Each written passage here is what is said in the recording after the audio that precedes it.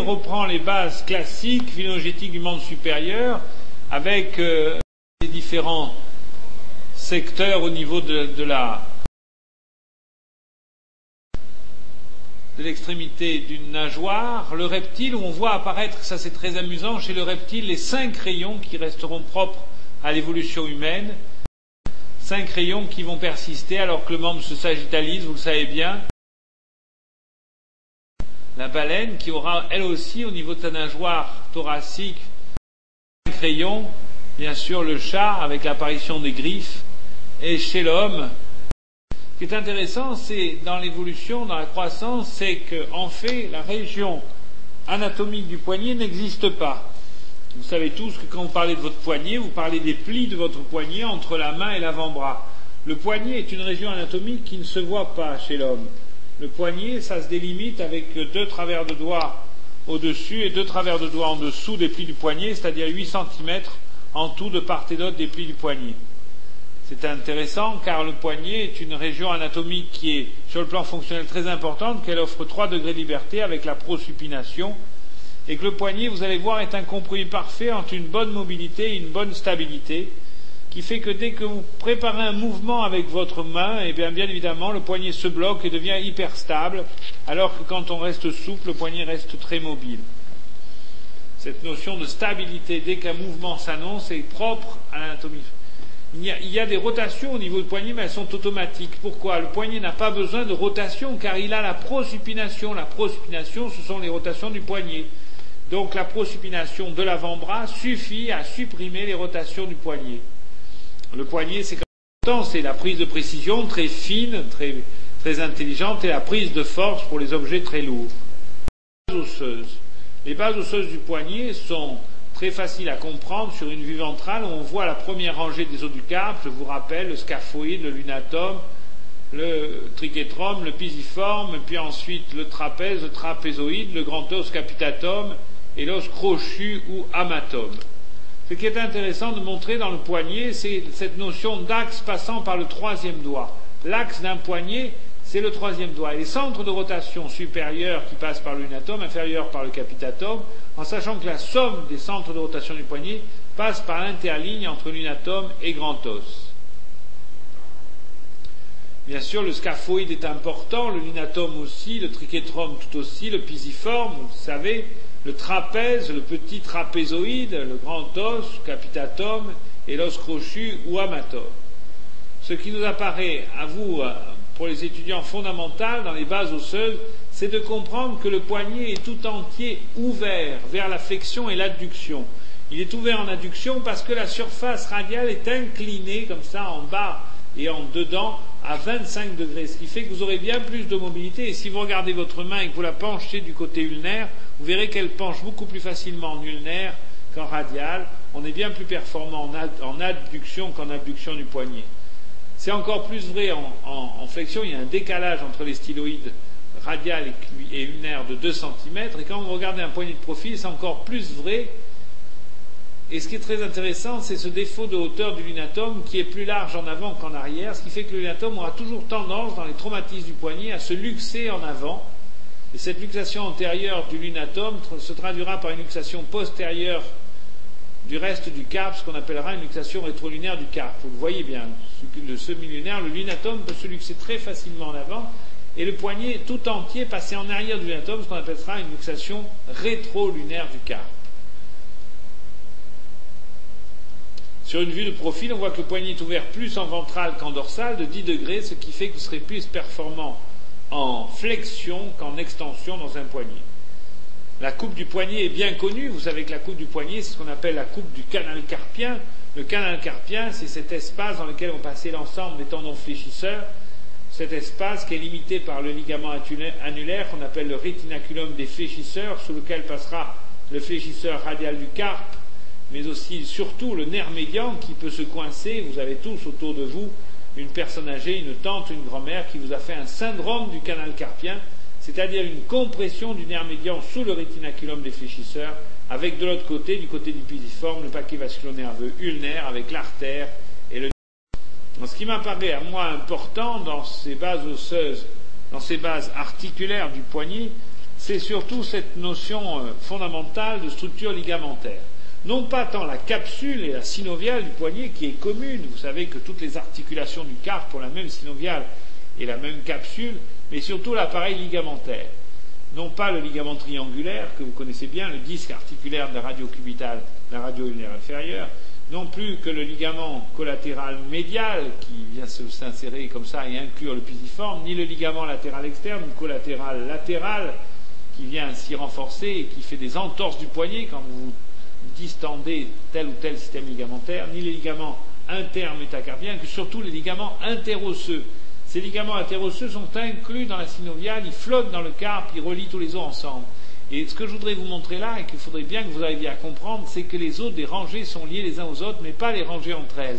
Donc vous voyez que scaphoïde, lunatome, trichétome, pisiforme sont liés entre eux, que la deuxième rangée est liée entre elles et que les deux rangées peuvent bouger l'une par rapport à l'autre. Une des grandes caractéristiques de l'anatomie fonctionnelle du carpe, ce sera les mouvements des deux rangées l'une par rapport à l'autre. Alors, par exemple, imaginons que l'on considère la première rangée comme une sorte de ménisque interposé entre l'avant-bras et la deuxième rangée, et qu'on puisse faire comme ça les ligaments latéraux avec un ligament radio-carpien ventral, un ligament ulnocarpien ventral, un grand ligament rayonné dans les ligaments ventraux du poignet, et que, par exemple, je vous présente les ligaments dorsaux, radio-cubital dorsal, médio-carpien dorsal, qui ressemble un peu au ligament rayonné. Et là, vous allez vous rendre compte que ces ligaments, si vous les regardez bien, si je vous fais simple, ont des obliquités inversées. Vous pouvez prendre les faisceaux du ligament rayonné en inverse aux ligaments radiocarpiens ventraux et ulnocarpien ventral et faire pareil en dorsal. Ce que je voudrais vous montrer, c'est que ces ligaments qui ont des directions croisées inversées forment ce qu'on appelle le verrouillage par vissage du poignet. C'est-à-dire que quand on regarde un poignet comme ceci, eh bien on s'aperçoit que vous avez deux types de vissage. Si on regarde par exemple passer les grands fléchisseurs, mais ce qui est très amusant, c'est que la première rangée des os du carpe ne reçoit aucune insertion et ne donne aucune insertion. C'est amusant de se dire que la première rangée du carpe est pontée et qu'elle est pontée par des systèmes de muscles extrinsèques à la main, qui sont par exemple le fléchisseur radial du carpe ou le fléchisseur lunaire du carpe, qui vont directement sur le pisiforme et la deuxième rangée. C'est très important et c'est très intéressant à comprendre. La prosupination dans les rotations du poignet. Les rotations du poignet, alors à ce moment-là, seraient automatiques. Et on pourrait considérer en regardant les ligaments du poignet qu'il existe deux types.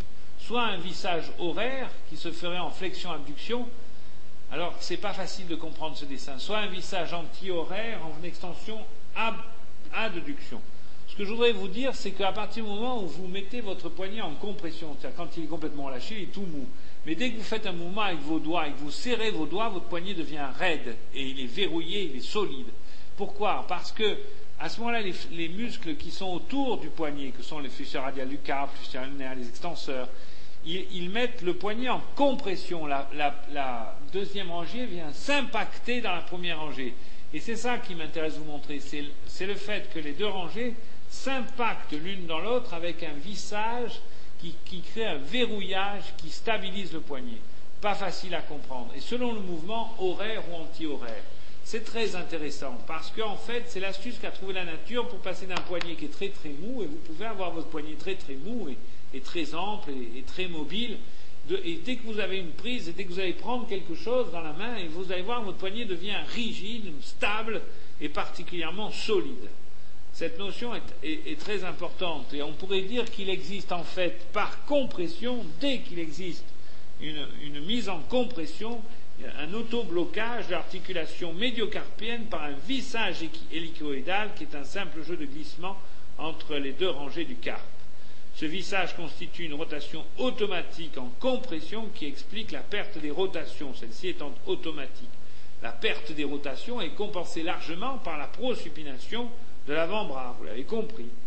Le blocage de l'articulation médiocarpienne s'effectuera par un vissage horaire lors d'une flexion-abduction et anti-horaire lors d'une extension-adduction. Ce vissage en compression augmentera considérablement la stabilité du poignet et permettra les mouvements de force. Ça, c'est ce qu'on appelle les bases articulaires. C'est très important, ces bases. Les muscles du poignet. Eh bien, si on considère que la première rangée se comporte un peu comme un ménisque osseux interposé, on va se rendre compte que les muscles pontent. les muscles pontent et que les muscles intrinsèques de la main s'insèrent beaucoup sur la deuxième rangée et que les muscles extrinsèques de la main s'insèrent beaucoup aussi sur la deuxième rangée. En fait, la première rangée reçoit très peu d'insertion musculaire. C'est pour ça qu'on considère la première rangée des os du carpe comme une sorte de ménisque interposé qui subit des compressions. Et quand la deuxième rangée s'impacte dans la première rangée, par vissage, elle autobloque, elle auto-stabilise le poignet globalement. C'est très important de comprendre tout ça, ce qui fait que si vous mettez un poignet en compression, il est bien certain que vous pouvez disloquer ce poignet lorsque les muscles extrinsèques tirent fort sur la deuxième rangée, ils viennent comprimer la deuxième rangée avec tous les vissages en rotation que vous avez vus tout à l'heure. Cette notion est amusante et lorsqu'on étudie la mobilité d'un poignet, eh bien on s'aperçoit que si on étudie la flexion-extension par exemple, eh bien on va avoir sur un poignet stabilisé, à ce moment-là bien stabilisé, une intervention musculaire qui entraînera par exemple une flexion du poignet qui peut atteindre, vous le savez bien, 85-90 degrés. Et cette flexion du poignet se fera au niveau des articulations, soit radiocarpiennes, soit médiocarpiennes. Ce qui est intéressant, c'est que la flexion du poignet se fera plus dans l'articulation radiocarpienne, la voilà, que dans l'articulation médiocarpienne. On aura 50 degrés, par exemple, dans l'articulation radiocarpienne, et seulement 35 degrés dans la médiocarpienne. En fait, quand on fléchit son poignet, on le voit sur soi-même, on fléchit plus son poignet au niveau de l'avant-bras, de la jonction carpe-avant-bras, qu'au niveau du carpe lui-même. C'est important, cette flexion du poignet est assez puissante, hein, elle fait partie des fléchisseurs, du système des fléchisseurs des doigts, des fléchisseurs du bras, des fléchisseurs du coude, et tout ça est fait pour ramener les objets vers vous, et vous êtes bien plus musclé en flexion du poignet qu'en extension du poignet. Les limites de la flexion sont bien sûr osseuses par la butée du carpe sur le bord ventral de l'extrémité inférieure du radius, et ligamentaires par la mise en tension des ligaments dorsaux, musculaires par la résistance des extenseurs bien sûr. L'innervation est essentiellement de type médio-ulnaire, liée au nerf médian et au nerf ulnaire, avec des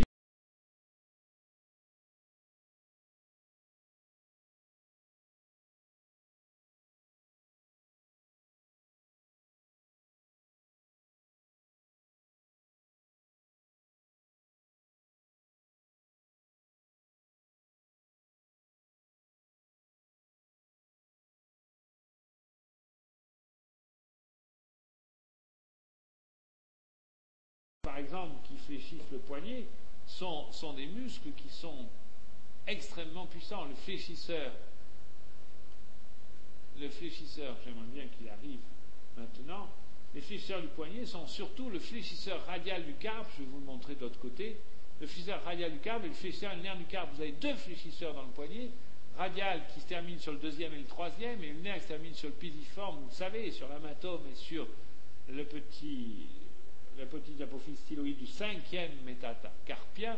C'est extraordinaire la puissance de ces muscles, et vous êtes très musclé en flexion du poignet. Le fléchisseur radial est terminé par le nerf médian, vous le savez bien, le fléchisseur ulnaire par le nerf ulnaire. D'autres muscles interviennent, comme le fléchisseur commun superficiel, le fléchisseur commun profond, le petit long palmaire qui vient s'insérer en terminant par les bandelettes prétendineuses sur la ponévrose palmaire moyenne, et on y ajoute souvent le long abducteur du pouce.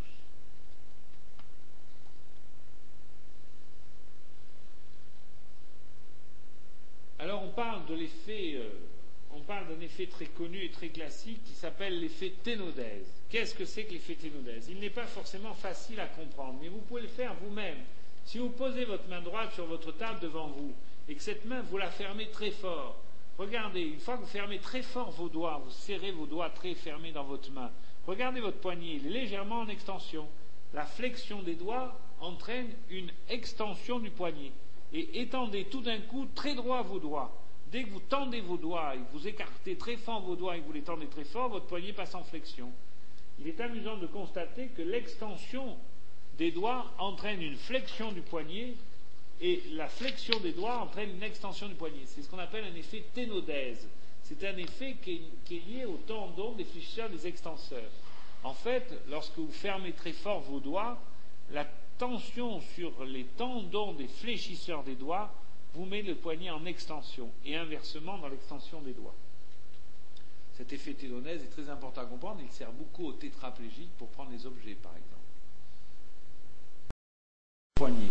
Ce qui m'intéresse dans l'extension du poignet, c'est de vous montrer, on revient sur la flexion avec le flexeur radial du carpe. C'est parce que je vous ai mis des vues 3D. Je vous ai mis des vues 3D, tridimensionnelles des deux muscles. Vous avez à gauche le flexeur radial du carpe qui fléchit le poignet, vous le voyez bien, et qui amène le poignet un peu en dehors. Vous voyez, il fléchit, puis il amène le poignet un peu en dehors. Et regardez le flexeur ulnaire du carpe à droite, il fléchit le poignet et vous amène le poignet un peu en dedans. On dit que le flexeur radial du carpe est fléchisseur et abducteur du poignet, et que le flexeur ulnaire du carpe est fléchisseur et adducteur du poignet. Vous le voyez très très bien. Vous voyez très très bien les cordes musculaires, vous voyez bien les parties tendineuses. Le flexeur radial du carpe, on l'appelait autrefois grand palmaire. Le flexeur ulnaire, on l'appelle muscle cubital antérieur. Il vaut mieux parler aujourd'hui en nomenclature internationale, mais vous devez connaître la nomenclature classique. L'un est innervé par le médian à gauche, l'autre est innervé par le nerf ulnaire à droite. C'est bien que vous ayez vu ces vues 3D. Et passons maintenant, après la flexion, à l'extension du poignet. On va continuer sur des muscles accessoires, évidemment, il m'a remis le flexeur. Deux vues 3D supplémentaires qui sont performantes. À gauche, vous avez le fléchisseur profond des doigts, et à droite,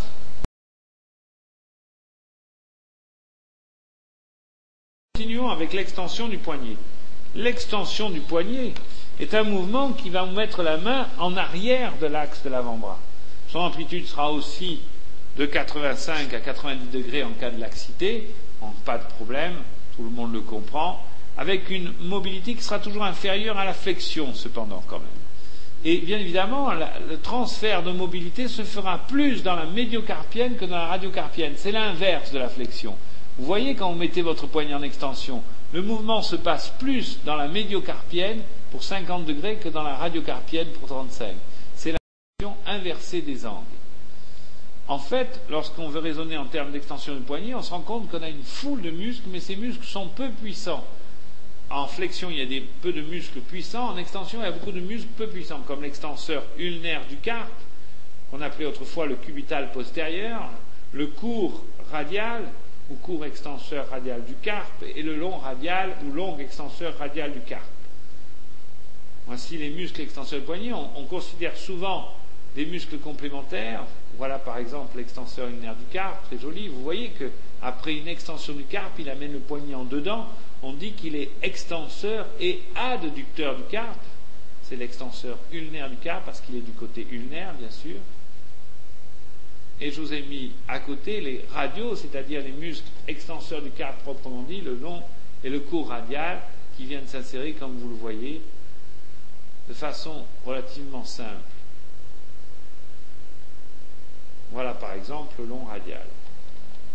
Vous voyez bien sur la vue de droite que le long radial étend le poignet, mais après avoir étendu le poignet, amène la main en dehors. On dit qu'il est extenseur et abducteur du poignet. Dans cela à l'extenseur ulnaire du carpe. L'extension du poignet se fait aussi par des petits muscles plus accessoires. Elle est bien sûr sur le contrôle du nerf radial en C8T1 avec l'extenseur propre du pouce, que sont par exemple l'ap, sep, lep, épi. Donc voilà l'extenseur propre de l'index, le court extenseur du pouce, le long extenseur du pouce, et on avait déjà vu tout à l'heure le long abducteur du pouce qui était plutôt fléchisseur.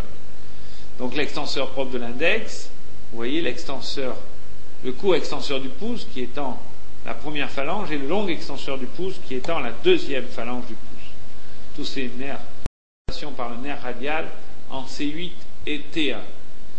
Qu'est-ce que c'est l'abduction du poignet? L'abduction du poignet consiste à amener votre poignet plutôt du côté externe, c'est-à-dire vers le dehors, c'est-à-dire l'abduction de 15 à 30 degrés. Cela dépend de la laxité. Il y a des gens qui sont très peu laxes et qui...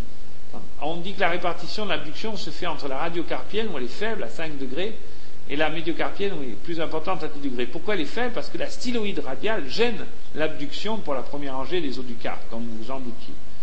Les muscles abducteurs sont bien sûr les muscles situés du côté latéral de la main, que ce soit en vue dorsale, le long radial, ou le court radial, et en vue palmaire, le flexeur radial du carpe. On y ajoute les muscles annexés au pouce et à l'index. L'abduction du poignet est plus simple. L'abduction du poignet est plus performante surtout. Elle peut atteindre jusqu'à 40 degrés. Ça consiste à amener la main du côté ulnaire, c'est-à-dire à amener sa main à mettre sa main dans l'axe vers le dedans, jusqu'à 40 degrés, ce qui est important, 50, 60 degrés chez les gens hyperlaxes. La mobilité se fera là aussi, surtout dans la médiocarpienne, car la styloïde ulnaire gêne la radiocarpienne, 15 degrés dans la radiocarpienne et 25 degrés dans la médiocarpienne. Bien sûr que les muscles qui sont du côté ulnaire sont les plus performants et que le muscle le plus adducteur est le fléchisseur ulnaire du carpe. Il arrive sur le pisiforme, il tire de l'autre côté l'extenseur ulnaire du carpe. Évidemment, les deux muscles côté ulnaire sont les muscles adducteurs. Ce qui m'apparaît comme intéressant, c'est le fait que l'innervation de l'adduction soit par le fléchisseur ulnaire plus ulnaire que radial par l'extenseur ulnaire. Si par exemple on voit l'extenseur ulnaire, on voit bien cette adduction, et si on voit le fléchisseur ulnaire, on voit bien l'adduction du poignet qui arrive soit après l'extension, soit après la flexion, puisque l'un est extenseur, l'autre est fléchisseur. Donc on voit bien ces mouvements particuliers qui sont liés à ces deux muscles et qui amènent le poignet en dedans, en dehors. Vous pensez bien qu'on est bien plus musclé en flexion, adduction du poignet, et quand vous prenez un gros marteau, le manche d'un gros marteau lourd, eh bien regardez votre main, elle se mettra spontanément en prenant le gros manche en flexion et adduction du poignet. En fait, si on veut placer le poignet dans l'espace, en position de référence, vous savez bien, c'est en supination, avec le petit doigt sur la couture du pantalon, en position de repos, votre poignet se mettra spontanément en légère extension, à 10 à 20 degrés, avec les doigts légèrement pliés, la main est au repos, posée sur votre table, et regardez, votre poignet est en légère extension.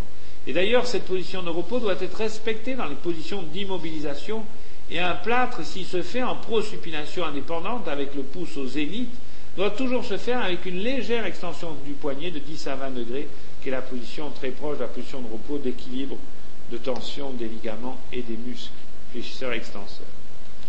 Mais ce qui est plus important par des pathologies osseuses, articulaires, musculaires et nerveuses, les pathologies osseuses, vous les connaissez, ce sont bien sûr les fractures. La fracture la plus fréquente survient chez les gens âgés qui tombent dans la rue, par exemple, quand la chaussée est glissante, et ils tombent avec leur poignet en extension. Vous savez, on tombe sur sa main en essayant de tomber sur la paume de la main, comme le font les gens qui sont en roller.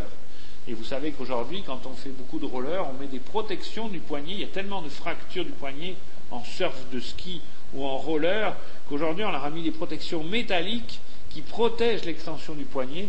Et lorsqu'on tombe sur sa protection métallique, on appuie sur le métal et pas sur son poignet.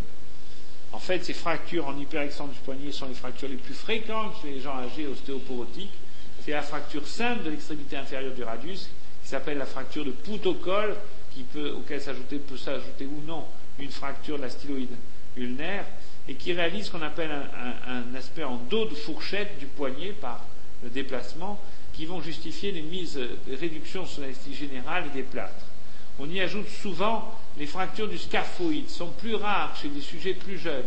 Les fractures du scaphoïde sont des fractures qui posent un problème de consolidation, car la vascularisation du scaphoïde est distale et le fragment intérieur peut être mal vascularisé et la fracture scaphoïde a du mal à consolider.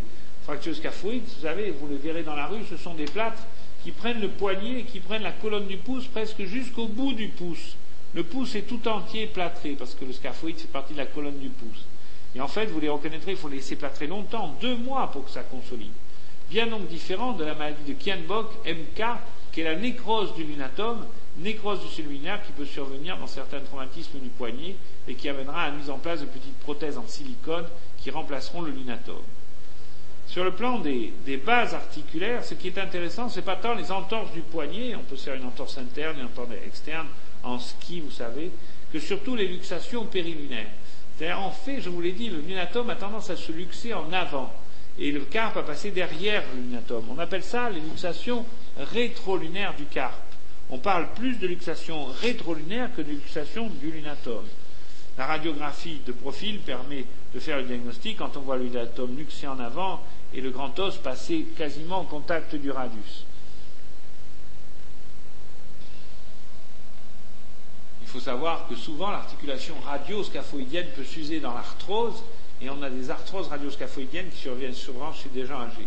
Sur le plan des bases musculaires, les paralysies de certains groupes musculaires peuvent mettre le poignet dans des attitudes anormales d'hyperextension ou d'hyperflexion et on peut réanimer la fonction d'un poignet en transférant un tendon pour réanimer par exemple la flexion ou l'extension d'un poignet.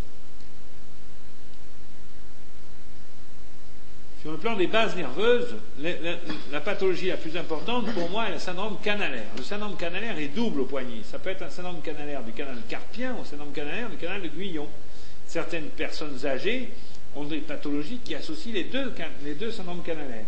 Le syndrome canal carpien, c'est la compression du nerf médian sous le rétinaculum défléchisseur, et bien sûr le canal de Guyon, c'est la compression du nerf ulnaire ou cubital sous le rétinaculum défléchisseur. Le traitement en est simple, il est chirurgical, après avoir tenté des infiltrations avec des anti-œdèmes corticoïdes.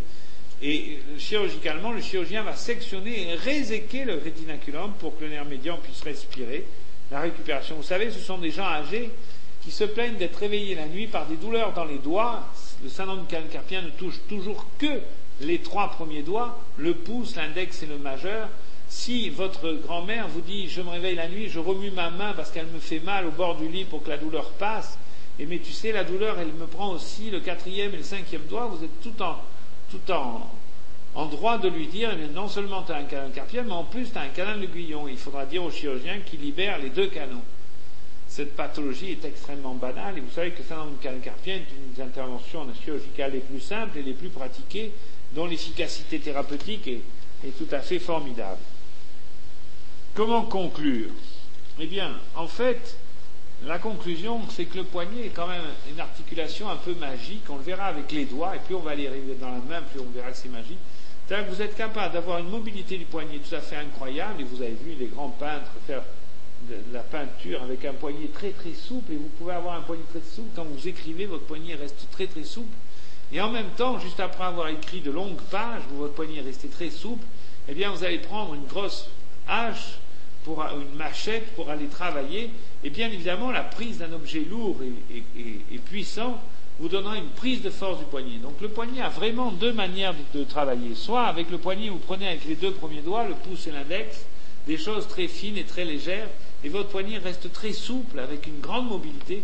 Soit vous prenez des choses avec le 5e doigt et le 4e doigt, le manche d'un marteau, et dès que vous avez une prise de force avec le poignet, que vous mettez en compression votre poignet par la mise en tension des muscles compresseurs, c'est-à-dire des muscles extrinsèques de la main, eh bien tout de suite votre poignet devient rigide, stable et solide.